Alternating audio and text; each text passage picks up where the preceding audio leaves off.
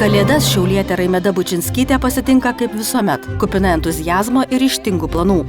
Ateinančių metų Šaulės dienotvarkė kruopščiai suplanuota. Laukia 2 labai svarbus startai. Rugpjūčio mėnesį Nyderlanduose vyks Europos čempionatas, kur bus dalijamos tos vadinamos kvotos, kad į Parolimpiadą patekti. Ir pasaulio čempionatas, kuris vyks Peru. O šiemet buvo gan tokie sėkmingi metai. Pirmas startas buvo Norvegijoje, Europos čempionatas.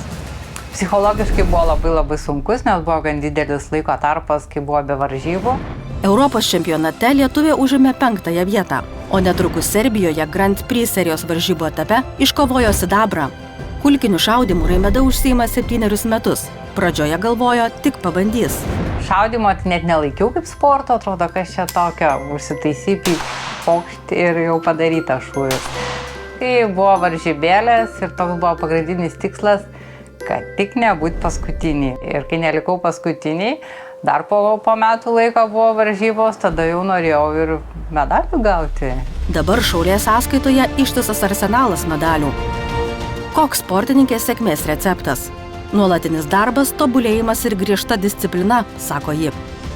Disciplina yra labai svarbu. Čia nebūtinai sporte, čia ir žmonių eiliniam gyvenime. Padaro tavo gyvenimą labai prasmingu, tikslingu, nes tau atkrenta nereikalingi dalykai. Kai tu kažko sieki, tampi ir pats savo įdomus, ir kitiems įdomus. Šiandien Raimeda sako gyvenanti tikrai įdomų ir aktyvų gyvenimą. Taip, aš dalyvauju ir Lietuvoje, ir su sveikaisiais kartu šaudau. Aš buvau ir dabar ir Lenkijoje išvykus, pasiėmiau auksą Lenkijos čempionate. Pastoviai ant varžybų į mėnesį 2-3. Ką žinau, aš gyvenu į tiek, mėgaujuos gyvenimu.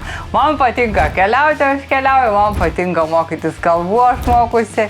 Mano svarbiausias iškovotas medalis bus ateityje. Turiu svajonę gerai šaudyti ir dirbti.